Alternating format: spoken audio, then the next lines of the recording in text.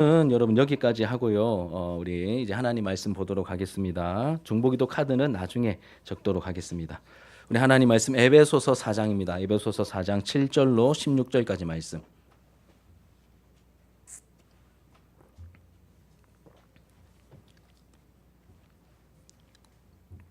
에베소서 4장 7절로 16절까지 말씀입니다. 신약성경 313페이지.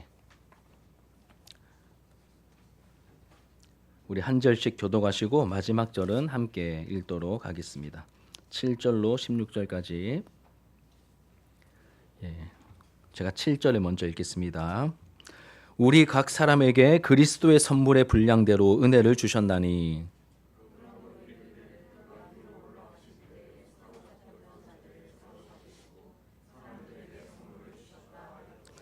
올라가셨다 하였은즉 땅 아래 낮은 곳으로 내리셨던 것이 아니면 무엇이냐.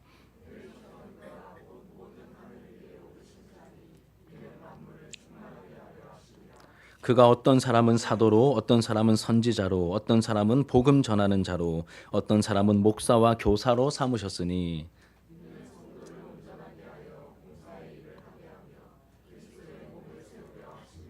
우리가 다 하나님의 아들을 믿는 것과 아는 일에 하나가 되어 온전한 사람을 이루어 그리스도의 장성한 분량이 충만한 데까지 이르리니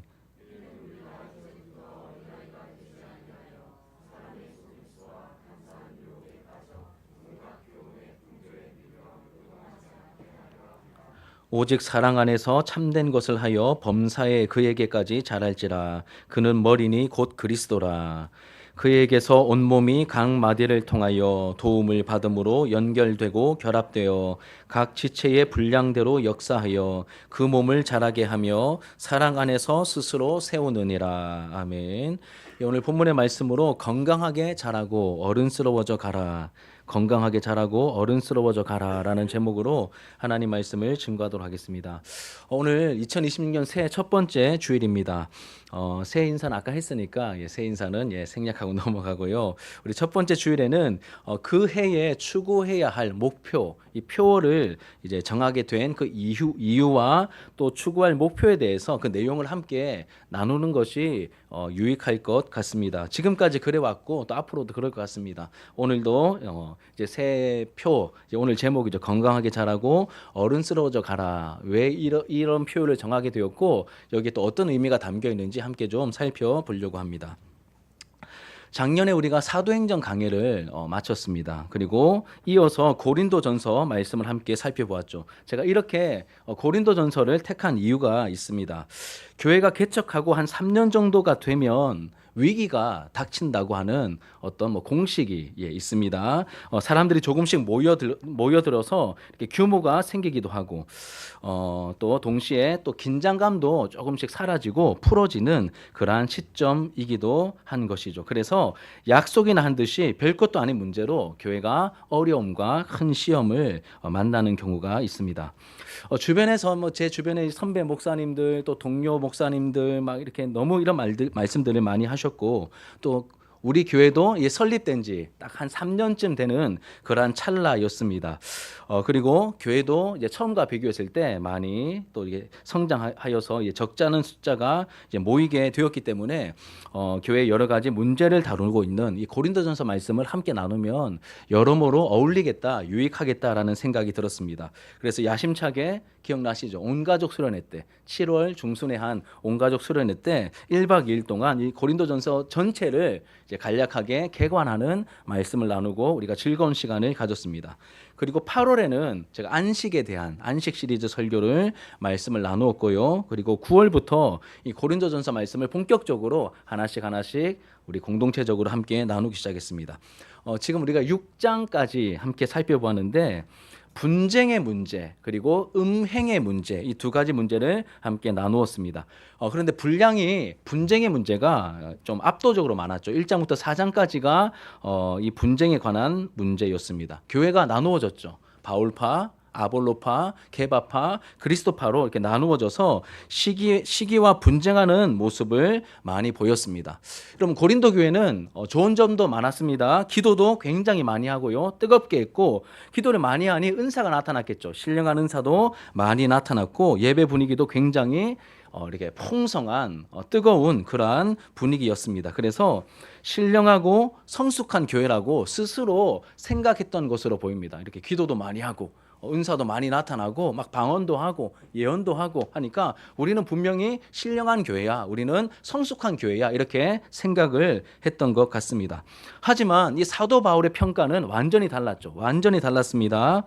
여러분 오디션 프로 좀 많이 하잖아요. 저도 이제 오디션 프로를 종종 보는데 제가 볼 때는 되게 잘했어요. 이렇게 나 100점 주고 싶은데 그 전문 심사위원들이 딱 보고 점수를 되게 박하게 주는 경우가 있지 않습니까? 이와 비슷하게 자기들이 생각할 때는 우리는 너무 성숙해, 우리는 너무 신령해 이렇게 스스로 한 98점쯤 줬는데 막상 점수를 딱 받아보니까 보통 이렇게 대학에서 F 안 받으려면 60점은 넘겨야 되잖아요. 그런데 점수가 48점 이렇게 나온 거예요. 너희들 누락이야, 너희들 F야, 다시 재수강이야 이런 점수가 나와버린 것입니다. 우리 고린도전서 3장 3절 같이 한번 읽어보겠습니다. 고린도전서 3장 3절 여러분 프린트를 보시고 읽으시면 되겠습니다. 시작. 너희는 아직도 육신에 속한 자로다. 너희 가운데 시기와 분쟁이 있으니 어찌 육신에 속하여 사람을 따라 행함이 아니리요. 예. 너희들 아직 신령한 것처럼 말하고 여기고 있는데 아니야. 너희들 육신에 속해 있어. 시기와 분쟁이 있는 걸 보니 아직 너희들 어린아이 같은 수준이야. 너희들 아직 좀 미안하지만 60점도 안 돼. 이렇게 말하고 있는 것이죠. 이 부분을 여러 번 함께 나누면서 하나님을 놓치고 사람들에게 마음을 빼앗긴 그 어린아이 같은 모습 우리에게도 있을 수 있는데 그거 우리가 버려야 된다. 깨닫고 버려야 된다. 그리고 어른스러워져 가야 합니다. 라고 제가 강조하며 설교했었습니다. 뿐만 아니라 한 걸음 더 나아가서 이 맡은 자들에게 충성을 요구하시는데 우리는 충성까지 나아가야 합니다라고 제가 여러 번에 걸쳐서 말씀을 드렸습니다. 사실 저에게 이 여운이 되게 오래 갔습니다. 나 자신을 돌아보게 되었고 나도 아직 어린아이 같은 부분이 많이 남아있구나. 나도 먼저 자라기에 힘써야 되겠구나. 어른스러워져 가고 주님 앞에서 더욱더 충성스러운 모습으로 서기 위해 몸부림쳐야 되는구나라고 하는 것을 깨닫게 되고 저 자신을 살피는 계기가 되었습니다. 그러면서 이게 우리 가을을 넘어서는 이 연말쯤에 우리가 다루었던 함께 나누었던 메시지였죠. 그래서 2026년 목표를 정하는데도 이 메시지가 저에게 계속해서 좀 영향을 사실 많이 미쳤습니다. 어린아이 같은 모습을 하나씩 버리고 처리해야 함을, 또 건강하게 자라가야 함을, 어른스러워져 가는 이 영적 성숙함이 더해져야 함을 그런 필요를 강하게 느끼게 되었습니다. 그래서 표를 이렇게 정했습니다. 무엇입니까? 오늘 제목이죠. 같이 한번 읽어볼까요? 시작.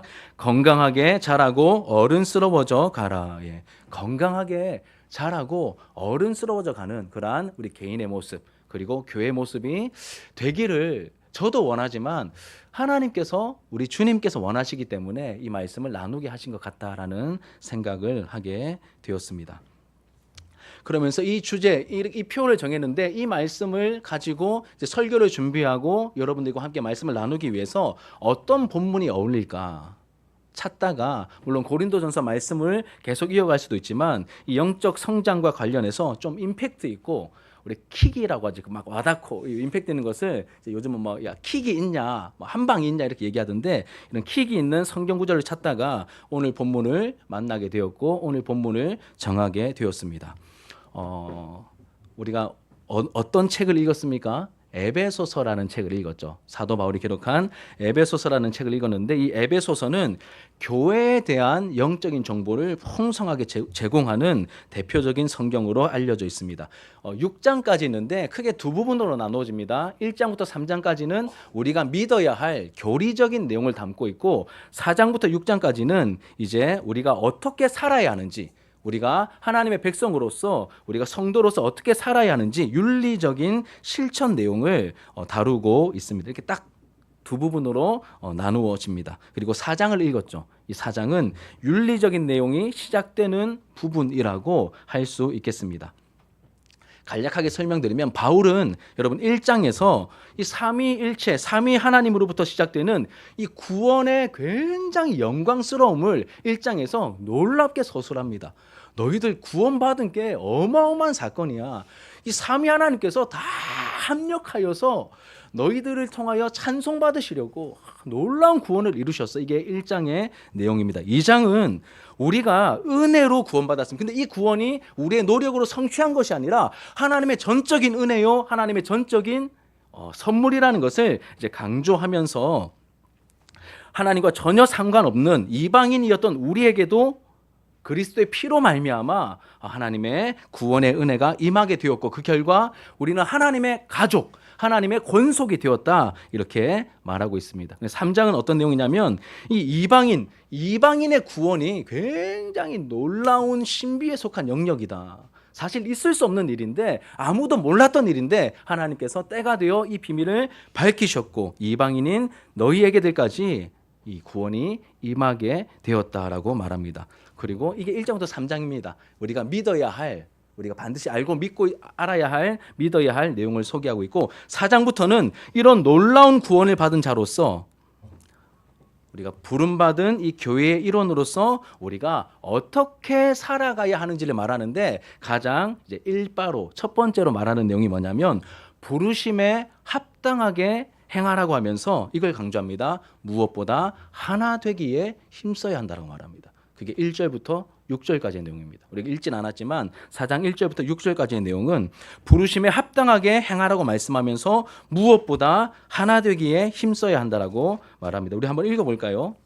4장 성경을 보시고 4장 1절부터 3절까지를 같이 한번 읽겠습니다. 시작. 그러므로 주 안에서 갇힌 내가 너희를 권하노니 너희가 부르심을 받은 일에 합당하게 행하여 모든 겸손과 온유로 하고 오래 참음으로 사랑 가운데서 서로 용납하고 평안에 매는 줄로 성령이 하나 되게 하신 것을 힘써 지키라. 하나 되기에 힘써야 된다. 그 4절부터 보면 더 놀랍습니다. 막 몸이 하나요, 성령도 한 분이시니 이와 같이 너희가 부르심의 한 소망 안에서 막 이렇게 하나됨을 엄청나게 강조하고 있죠. 그만큼 구원받은 성도들이 힘써야 될 것이 바로 하나됨을 지키는 것임을 강조하고 있습니다. 우리 다시 고린도전서의 내용으로 돌아가서 고린도전서에서 보았듯이 주 안에서 하나 되지 못하고 막 나는 바울파, 나는 게바파, 나는 아볼로파 이렇게 이 모양 저 모양으로 이렇게 나누어져 있으면 뭐가 사라질까요?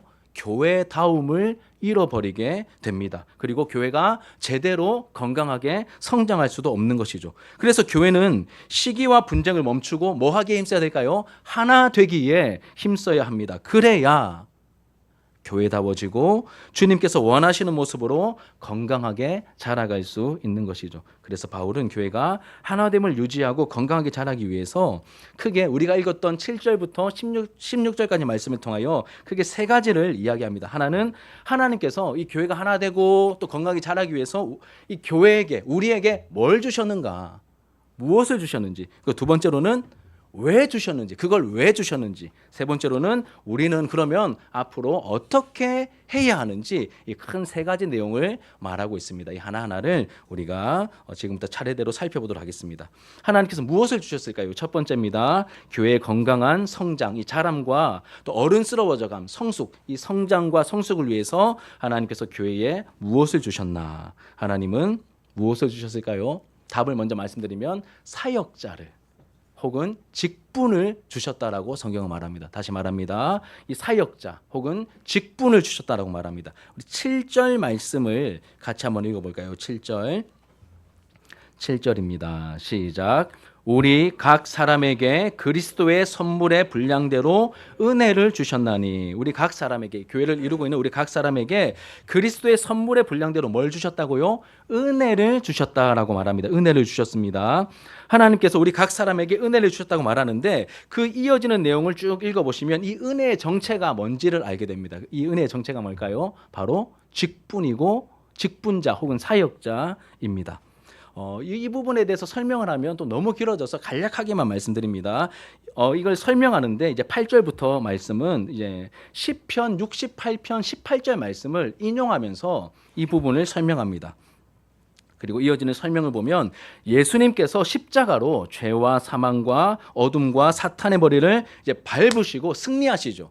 승리하십니다. 그리고 부활하시고 승천하시는 장면을 이제 설명하는데 시편 68편 18절 말씀을 인용하고 있다는 것을 우리가 알게 됩니다. 그런데 이 인용한 시편 68편을 원문을 읽어보면 이렇게 사로잡은 자들을 취하시고 그들로부터 선물을 받으셨다라고 말합니다. 나중에 기회가 되면 한번 이 부분만 따로 설명하겠습니다. 받으셨다라고 말하는데 바울은 이것을 인용하면서 이렇게 바꿉니다. 선물을 받으신 게 아니라 선물을 주셨다라고 말하죠. 우리가 읽었던 7절 보시면 분량대로 은혜를 주셨나니라고 말하면서 원문에는 받으셨다고 되어 있는데 여기서는 바울은 주셨다라고 인용하고 있습니다. 이 배경을 좀 아셔야 돼요. 고대 전쟁의 배경을 좀 아셔야 됩니다. 전쟁을 합니다. 두 나라가 전쟁을 합니다. 전쟁에서 승리하면 승리한 나라의 왕에게 모든 전리품이 돌아갑니다. 다 받게 됩니다. 그러면 왕은 받기만 합니까? 전쟁에서 이겼으니까 다 왕에게 일단 가지고 옵니다. 왕의 보좌로 다 갑니다. 그런데 받기만 합니까? 아니죠. 그걸 어떻게 하죠? 수고한 장군에게 그리고 군사들에게 또 함께 마음을 모아 응원해준 백성들에게 어떻게 하죠? 다시 나누어 주죠. 나누어 줍니다. 하사를 합니다.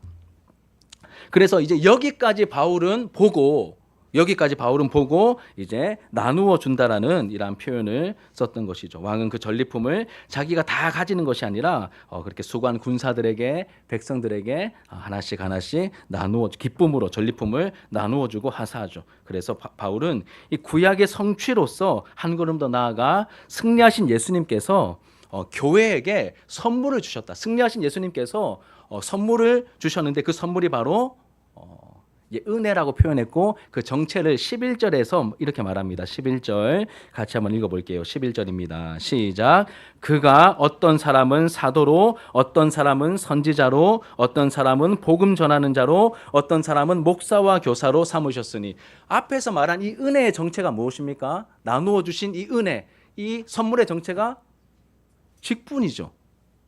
직분이라는 것을 우리가 알게 됩니다. 사역자라는 것을 우리가 알게 된다는 것입니다. 선지자, 사도, 복음 전하는 자, 교사와 목사라는 이 직분, 이 사역자를 선물로 주셨습니다. 누구에게요? 교회에게 선물로 주셨습니다. 교회의 하나됨과 교회의 교회담을 위해서 하나님이 주신 혹은 예수님이 주신 선물이 뭡니까? 직분이고 혹은 사역자라는 것을 알게 됩니다. 그래서 여기서 우리가 깨닫게 되고 또 주의해야 될 것이 있습니다. 뭐냐면 그럼 오늘 직분자 임명식 간단하게 했지 않습니까? 이 시간 관계상 제가 명단만 불러드리고 기도의 드림으로 이렇게 마쳤는데 직분은 우리의 노력으로 얻어내거나 대가를 지불하고 획득하는 게 아닙니다. 예를 들어서 목사님 저 장로 되고 싶은데요. 한 1억쯤 내면 되겠습니까? 그럼 제가 1억요 생각보다 한 5천만 원 더 내셨네요. 예, 그럼 직분 받아가세요. 이렇게 직분을 받는 게 아니라는 겁니다. 직분은 누가 주시는 선물이죠? 하나님이 그 교회를 위해서 주시는 선물이다라고 말하고 있습니다. 직분은 하나님께서 주시는 선물입니다. 승리하신 주님께서 주시는 이 영적인 전리품과 같은 것이 바로 이 직분이고 교회를 섬기는 사역자들입니다. 여러분들이 교회의 권위와 질서를 통해 부여받은 직분은 우리가 얻어낸 게 아니라 우리가 획득한 게 아니라 교회의 질서와 절차를 따라 하나님께서 주신다는 것을 우리가 반드시 기억하고 명심해야 합니다. 그래야 여러분 우리가 교만해지지 않습니다. 직분 그냥 원래 대충 주는 거 아니야? 이렇게 생각하시면 안 됩니다. 그래야 우리가 교만해지지 않고 소홀히 여기지도 않는 것이죠. 나에게 직분을 맡기신 분이 누구이시죠? 하나님이 선물로 주신 직분이라는 것을 우리가 반드시 기억하고 마음에 새겨야 하는 것이죠. 그리고 이 직분은 사역자로도 우리가 이해할 수 있습니다. 여기 보시면 사도, 선지자, 복음 전하는 자, 목사와 교사로 삼으셨다. 이 여러 직분을 말하지만 또 동시에 직분자 혹은 사역자이기도 합니다. 그런데 앞에 나와 있는 이 사역자들의 특징이 있습니다. 다 뭐 하는 사람들이죠? 교회를 섬기는 사람이기도 하지만 다 뭐 하는 사람들입니까? 말씀을 가르치는 사람들입니다. 다 공통점이 말씀을 다루고 말씀을 가르치는 사람들이죠. 하나님의 말씀을 가르쳐 성도들을 세워야 하는 사람들이 바로 교회를 섬기는 사역자들, 교역자들입니다. 물론 지금은 여러분 사도가 없습니다. 그리고 선지자도 없습니다. 오늘날 교회에서 말씀을 가르치는 사람은 목사들이죠. 목사, 칠목의 스승사입니다. 말씀을 가르치고 이제 목양하는 사람들, 여러분들을 영적으로 잘 돌보는 사람들, 그 직분을 받은 사람들이 바로 목사이고, 목사에 이어지는 교사는, 여기에 나오는 교사는 주일학교 선생님들보다는 신학교 교수님에 가깝습니다. 신학교 교수님에 가깝습니다. 자, 여기서 우리가 깨닫게 되는 것은 말씀을 가르치고 성도들을 목양하는 이 목사를 비롯한 이 사역자들은 하나님께서 교회가 하나가 되고 건강하게 자라게 하시려고 주신 뭐라고요? 선물입니다, 여러분. 엄청 부담스럽습니다. 난 그냥 진자나루 교회 목사야, 담임 목사야, 이게 아니라 이 말씀을 보니까 이 교회를 위해서 하나님이 주신 선물이 누구라고요? 일단은 일바로 적어요. 직분을 받으신 여러분들이라고 합니다. 그래서 제가 우리 설교 준비하면서 내가 이 교회에 하나님이 주신 보내신 선물이라고 리본이라도 하고 나와야 되나? 진짜 어제 밤에 리본 하나 어디 가서 구해서 리본 달고 설교를 해야 되나? 그래서 이렇게 대체해서 꽃받침이라도 한번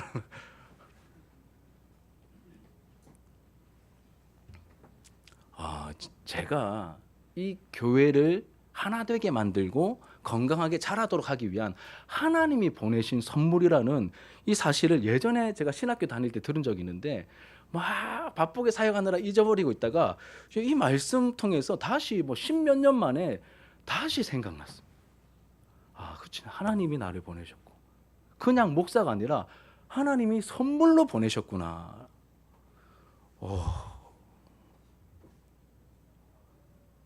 잘해야 되겠다. 진짜 우리 성도님들에게 선물 같은 목회자가 되도록 더 하나님을 경외하고 더 말씀 연구에 힘쓰고 더 사랑으로 양육하고 사랑으로 섬기고 해야 되겠다라는 생각을 하게 됩니다. 그럼 만약에 제가 이 사실에 깨어있지 못하고 그냥 여기서 하다 안 되면 딴 데 가지 요 따위 마음 가지고 제가 섬기면 선물이 아니라 뭐가 될까요? 가시 같은 존재가 되지 않습니까? 근데 1차적으로는 목회자이고 2차적으로는 직분자이니 서로가 서로에게 마찬가지입니다. 서로가 서로에게 어떤 존재입니까? 하나님이 보내신 선물 같은 존재들이십니다. 알고 계셨습니까? 근데 서로 피곤하게 만드시면 안 돼요. 선물인 줄 알았는데 너 좀 그렇다. 이렇게 되면 안 돼요.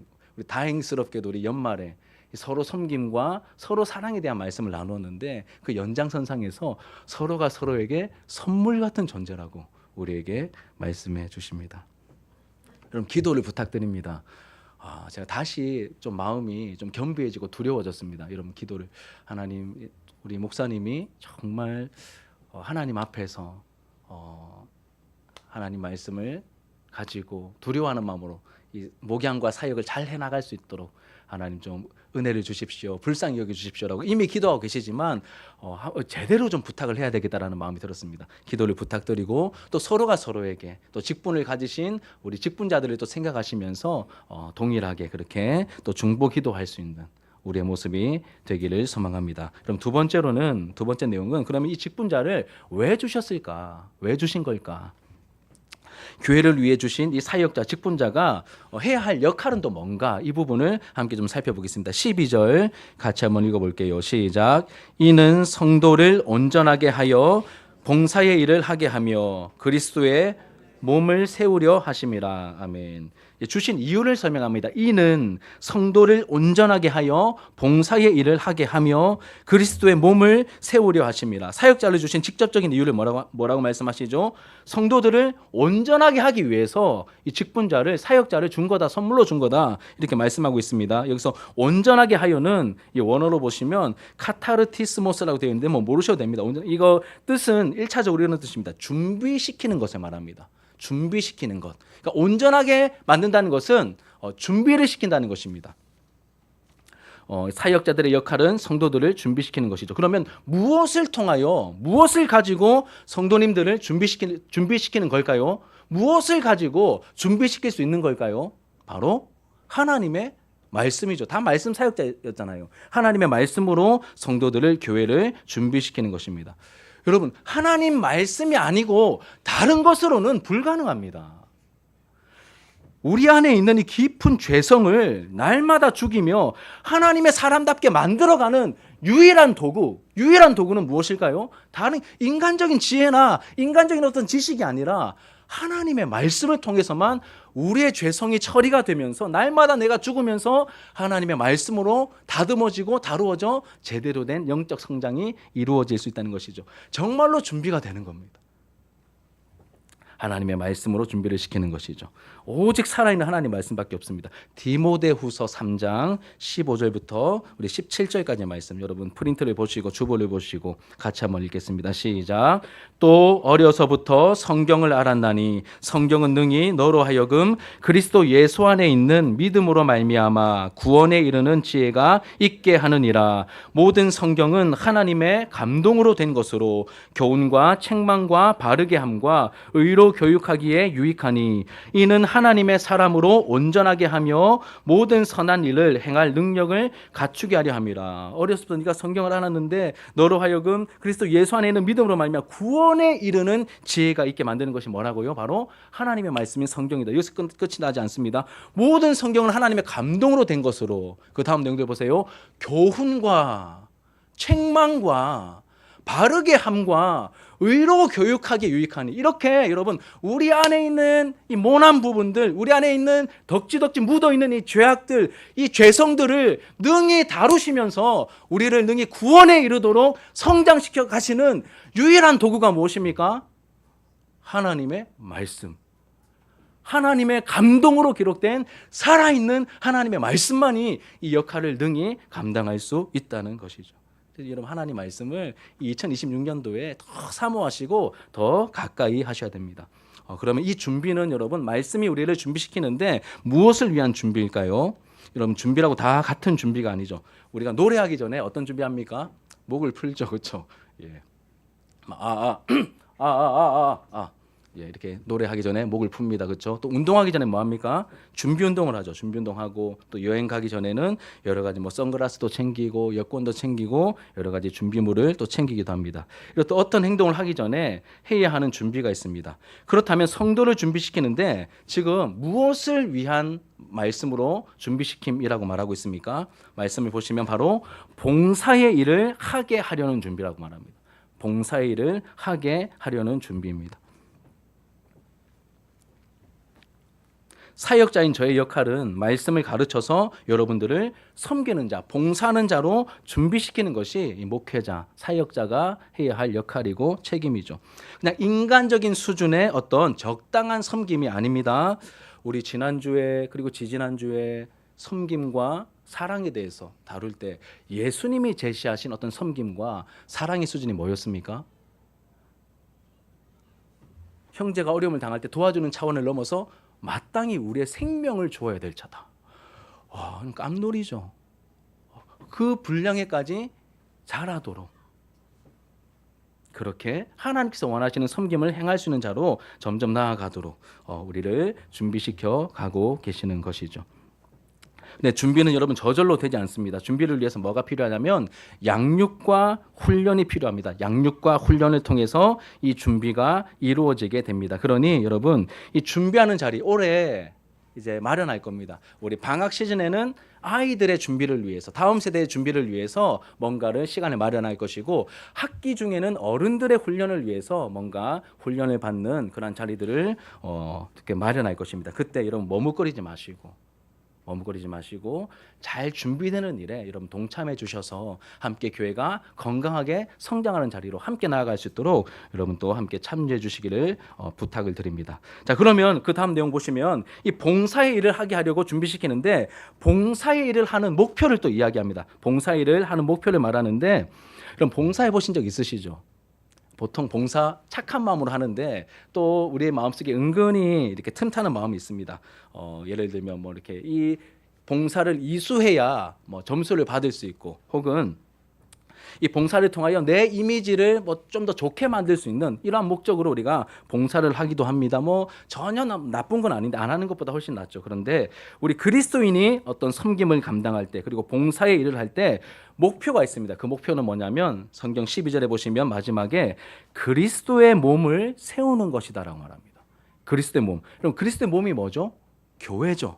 이 교회를 건강하게 세우는 것이 모든 섬김이 지향해야 될 목표입니다. 그럼 직분을 받으시고 각자의 자리에서 어떤 분들은 차량 운행으로, 어떤 분들은 재정으로, 어떤 분들은 교사로 이 모양 저 모양으로 다 섬기실 텐데 이 모든 목표점이 뭐라고요? 내가 이 정도 했으면 다음에는 중직이 되어야지. 내가 이 정도 했으면 좀 칭찬과 인정을 받아야지. 내 영적인 스펙이 쌓여야지. 이런 게 아니라 뭐로 나타나야 됩니까? 그리스도의 몸된 교회가 풍성해지고 건강해지는 모습이 나타나야 된다는 것입니다. 목사와 직분을 받은 직분자들은 모두 섬기는 사람이 되어야 합니다. 그리고 그 섬김을 통해 교회가 건강하게 세워져 가야 됩니다. 이러면 몸을 세우는 것, 몸을 만드는 것을 뭐라고 합니까? 영어로 몸을 영어로 뭐라고 하죠? body. 그다음에 세우는 것을 뭐라고 합니까? building. body building입니다. 많이 들어보셨죠, 그렇죠? 헬스를 말하는 겁니다. 섬김의 이 봉사의 공통된 목표는 몸을 만드는데 그 몸은 그리스도의 몸이죠. 우리의 이 육체를 말하는 게 아니라 이 교회 공동체를 말하는 겁니다. 이 교회 공동체가 건강하게 만들어지고 세워져 가도록 하기 위해서 우리가 섬김을 감당해야 합니다. 그리고 사역자들은, 직분자들은 마치 이 헬스클럽 관장님이나 코치님처럼 그 한 사람 한 사람들을 잘 훈련시켜서 개인의 이 속사람이 어떤 영적인 부분이 건강해지도록 코치하고 돕고 말씀으로 가르치는 역할들을 해나갈 때 교회가 건강하게 성장할 수 있는 것이죠. 이 사역자, 직분자가 성도들을 말씀으로 잘 준비시켜서 교회를 섬길 마음을 가져서 그리고 주님의 마음으로 교회를 섬기게 만들고 그 결과 교회가 건강하게 세워지는 결과로 나타나게 될 때 그 교회가 어떤 교회일까요? 하나님이 기뻐하시는 교회이고 그 교회가 바로 건강한 교회로 자리매김할 수 있는 것입니다.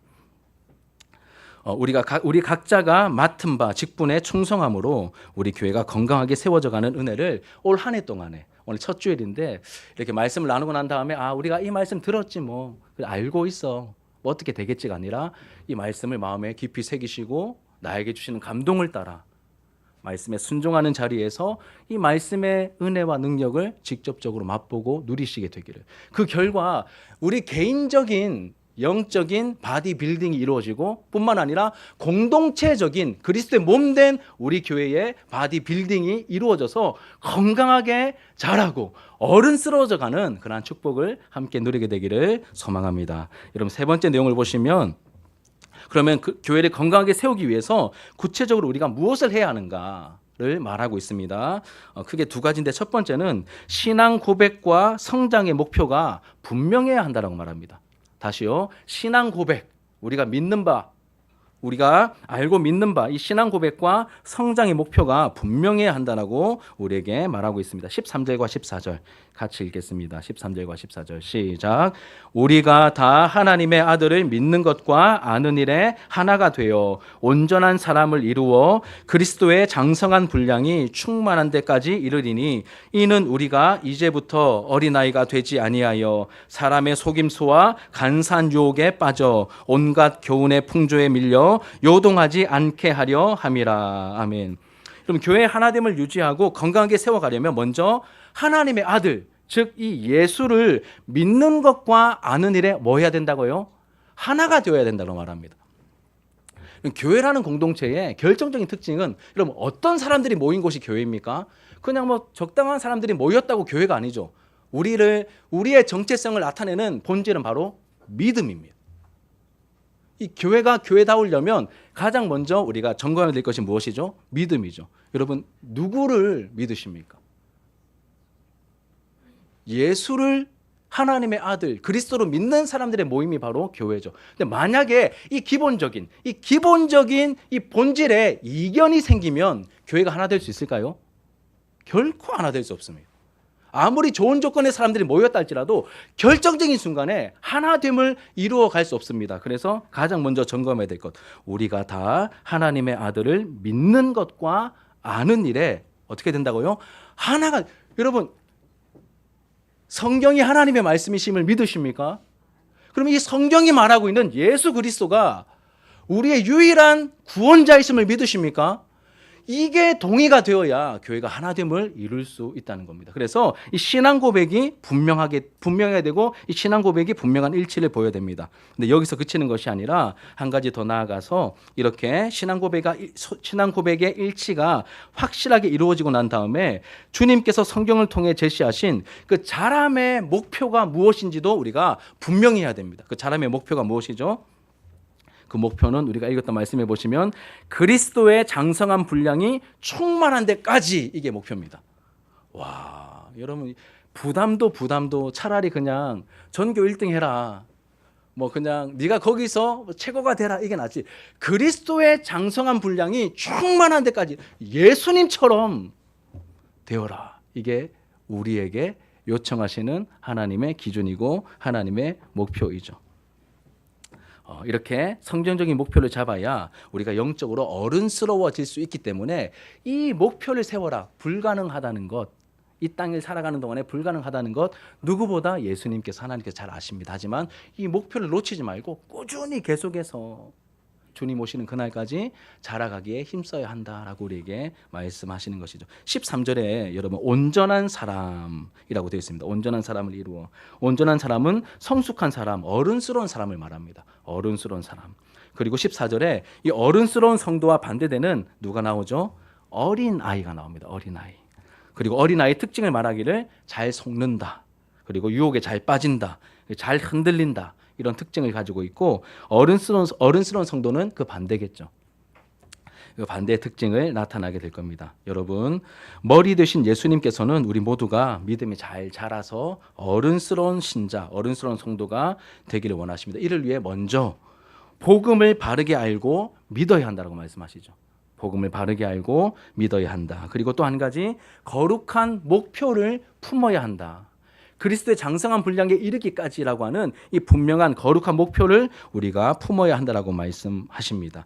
이 고백과 목표가 분명해질 때 실제로 개인과 교회의 영적인 체질이 바뀌게 되고 건강해지게 됩니다. 제가 전도사 시절 때, 이게 오래된 이야기이긴 한데, 전도사 시절 때 축구를 잘하는 제자가 있었습니다. 지금 이제 프로 데뷔까지 하고 대구팀에서 잠깐 뛰기도 했었는데, 이제 축구 선수 출신의 제자가 있었는데, 그 친구가 제가 기억을 더듬어 보면 이제 잘 나갈 때는 청소년 국가대표 주장까지 했었거든요. 굉장히 축구를 그냥 적당하게 한 게 아니라 굉장히 축구를 잘했음에도 불구하고 프로 무대에서 오래 못 버티고 이렇게 낙오가 되더라고요. 지금 코치하고 있는데, 그래서 제가 그 친구 경험을 보면서, 지금 뭐 우리 국가대표 막 그 A 매치 보면서 막 한 번씩 욕하고 하잖아요. 근데 여러분, 욕할 만한 대상이 아닙니다. 우리가 우러러 볼 만한 다 실력자들인데, 걔를 보면서 제가 느낀 게, 초등학생부터 애들 다 콜라 마시고 먹고 싶은 거 다 먹고 하고 싶은 거 다 할 때, 그 아이는 분명한 목표가 있으니까 안 하더라고요. 자세가 달라요. 뭐 주면, 목사님 저는 안 먹어요. 저는 일찍 자야 돼요. 그 몸에 좋은 거, 어린 아이들이 잘 안 먹는 거, 그런 거 있잖아요. 엄마가 해주시는 그런 몸에 좋은 거, 막 쓰지만 막 좀 역겹지만 그런 거 챙겨주면, 막 장어 다려서 막 주고 하면, 그런 거 목표가 있으니까 입에 단 거 안 먹고 몸에 좋은 거 먹더라고요. 이게 목표를 가진 사람이, 이게 목표 자체가 나타낼 수 있는 어떤 변화의 능력임을 제가 그때 깨달았습니다. 이런 목표가 없으니 아무렇게나 뒹굴고 아무거나 먹고 아무나 만나고 하는데, 분명한 목표가 있으니까 다른 거예요. 우리도 하나님께서 뭘 목표로 삼으라고 했습니까? 그리스도의 장성한 분량에 이르기까지라고 하는 이 거룩한 목표를 너희들이 가져라. 그러면 달라질 거야. 마음이 달라지고, 말이 달라지고, 생활도 달라지고, 하나씩 변화를 맛보게 될 거라고 우리에게 말씀하고 계시는 것이죠. 여러분 우리 삶의 자리에서 승리하는 기쁨을 누리는 횟수가 늘어나게 될 것입니다. 거룩한 목표를 세우는 것이 너무나 중요합니다. 마지막으로 우리가 또 한 가지는 그리스도께 잘 연결되어 있어야 합니다. 그래야 건강하게 어른스러워져 갈 수 있는 것이죠. 우리 같이 한번 15절과 16절 같이 읽겠습니다. 시작. 오직 사랑 안에서 참된 것을 하여 범사에 그에게까지 자랄지라. 그는 머리니 곧 그리스도라. 그에게서 온몸이 각 마디를 통하여 도움을 받음으로 연결되고 결합되어 각 지체의 분량대로 역사하여 그 몸을 자라게 하며 사랑 안에서 스스로 세우느니라. 아멘. 사랑은 참된 것을 하여 범사에 그에게까지 자랄지라. 목표가 있으니까 자랄지라. 그는 머리니 곧 그리스도라. 그에게서 온몸이 각 마디를 통하여 도움을 받음으로 연결되고 결합돼요. 그러니까 예수님께로부터, 여러분, 예수님은 우리의 목표이실 뿐만 아니라 또 무엇이시죠? 우리의 영적인 성장을 위한 목표일 뿐만 아니라 실제적인 모든 생명과 필요를 공급해 주시는 원동력, 원천이기도 하십니다. 목표이시면서 동시에 그 모든 것을 공급해 주시는 원천이기 때문에 예수님께 붙어 있어야 된다. 잘 붙어 있어야 한다라고 우리에게 말씀하고 있습니다. 이제 말씀을 정리하며 설교를 맺도록 하겠습니다. 사랑하는 우리 진주 하나로 교회 하늘 가족들이요, 새해가 시작되었습니다. 새해가 되면 여러분 우리가 습관적으로 하는 게 있죠. 뭘 세웁니까? 목표를 세우죠. 목표를 세웁니다. 어떤 목표를 세우셨습니까? 뭐 영어 공부, 또 뭐 다이어트, 체중 감량 한번 해보겠다. 또 뭐 여행, 내가 이 나라는 꼭 올해 한번 다녀오겠다. 혹은 뭐 독서, 책, 저도 책을 좀 많이 이렇게 쟁겨놨거든요. 한 20권 정도. 이 책 내가 올해는 다 읽어야지. 이렇게 뭐 독서 실행 등 여러 가지 좀 더 나은 사람이 되기 위한 계획과 목표를 사람들이 세웁니다. 물론 필요하고 유익한 부분이 있습니다. 그런데 하나님의 자녀들은 다른 무엇보다 어떤 목표를 세워야 될까요? 거룩한 목표를 세우시고 가지셔야 합니다. 뭐 단지 성경을 몇 번 읽겠다 이런 게 아니라 어떤 목표를 가져야 될까요? 그리스도의 장성한 분량에까지. 주님, 제가 주님을 더 많이 사랑하길 원합니다. 주님을 더 많이 닮아가길 원합니다. 주님의 향기가 나를 통하여 조금씩이라도 나타나는 그러한 삶을 1년 중에 작년에는 열흘 살았다면 올해는 좀 더 한 30일 정도 살아내고 싶습니다. 이런 식으로 분명한 거룩한 목표가 우리 안에 세워져야 할 것입니다. 여러분, 진주 하나로 교회 성도라면 한 사람도 빠짐없이 이 거룩한 목표를 세우시면 좋겠습니다. 건강하게 어떻게 해야 된다고요? 건강하게 자라고 어른스러워져 가는 그런 한 해가 되기를 원합니다. 예수님을 더 많이 드러낼 수 있는 이 한 해를 살기 원합니다라고 하는 이 거룩한 목표를 우리가 함께 품어야 될 것입니다. 여전히 교회가 손가락질을 받고 있습니다. 코로나 끝난 지 4년 됐거든요. 코로나 때 우리는 늘 코로나 핑계 댔잖아요. 근데 지난지 종식된 지 이제 한 4년 됐습니다. 우리 교회 설립일과 거의 비슷하거든요. 만 3년 지나고 4년 차 되었습니다. 여전히 교회가 손가락질을 당하고 있고 또 교회의 실망에서 교회를 떠나서 홀로 각자 도생하는 가난한 성도들이 도처에 여전히 많이 있습니다. 이렇게 교회가 교회답지 못하고 자꾸만 병들어가고 세상보다 못한 모습을 보일 때 이런 상황을 보시면서 여러분 그냥 어떻게 되겠지가 아니라 우리의 마음에 안타까운 마음이 생겨야 합니다. 그리고 자꾸 예수님께 물으셔야 됩니다. 예수님 괜찮으세요? 주님의 몸된 교회가 이렇게 병들어 가고 있고 약해져 가고 있고 힘들어지고 있는데 교회 머리 대신 주 예수요 괜찮으십니까? 주님 마음 어떠십니까? 자꾸 물으시고 그러한 기도를 하셔야 됩니다. 주님께서 무엇을 원하실까요? 너무 선명하지 않습니까? 너희들이 어린아이 같은 그 모습과 모양을 좀 버려라. 건강하게 좀 자라길 원한다. 내가 뭘 안 줬니? 내가 뭘 안 줬니?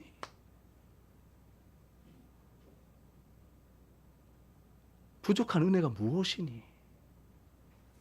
주님께 목표를 맞추고 그 생명의 원천 되시는 그 주님께 붙어 있으면서 그 주님을 반영해내는, 드러내는 그러한 교회가, 성도가 되어가길 바란다. 여러분 너무 선명한 주님의 뜻 아니겠습니까?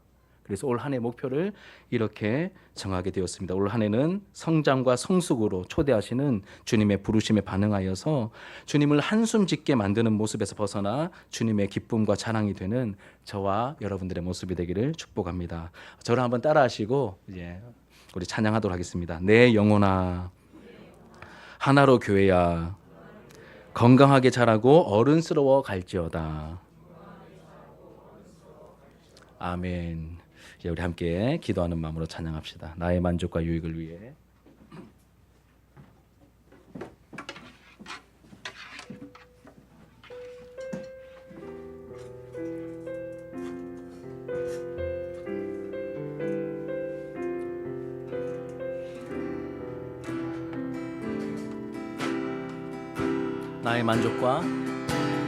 나의 만족과 유익을 위해 가지려 했던 세상 일들 이제 모두 다 배로 여기고 주님을 위해 다 버리네.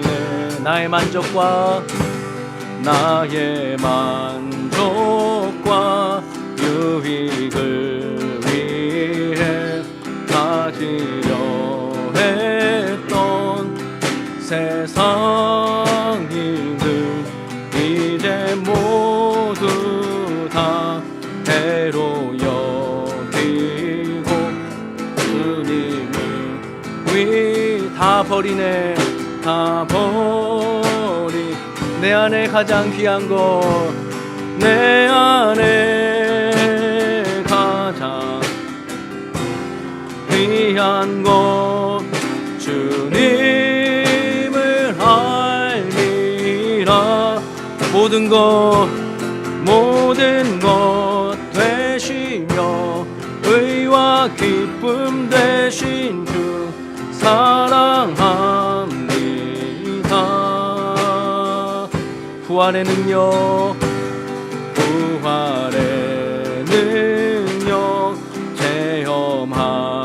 체험하면서 주의 고난에 동참하고 주의 죽으심 오늘 받아서 그의 생명에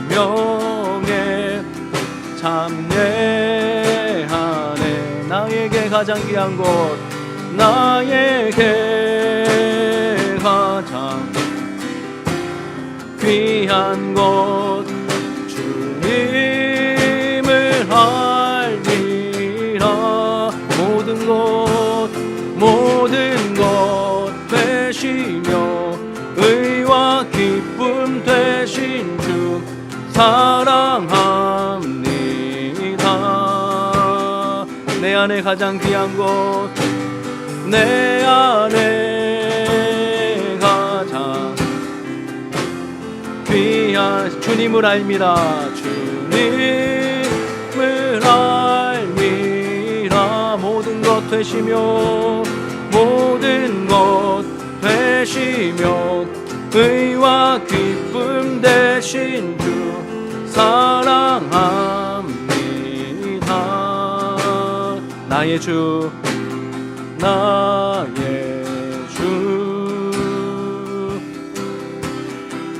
내 안에 가장 귀한 것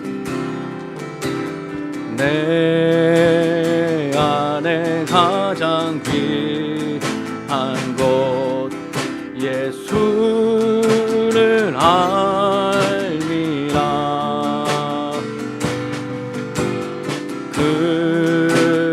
금은보다 더 귀한 것 예수를 알미라. 세상 지식보다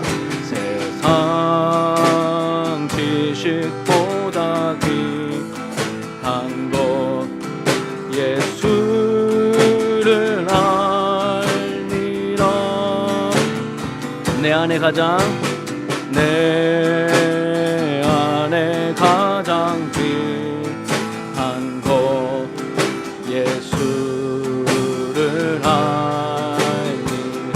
예수의 이름, 예수의 이름, 존귀한 그 이름, 예수의 이름, 능력의 그 우리 마지막으로 예수의 이름, 예수의 이름, 존귀한 그 이름, 존귀한 그 이름, 예수의 이름, 능력의 그 이름.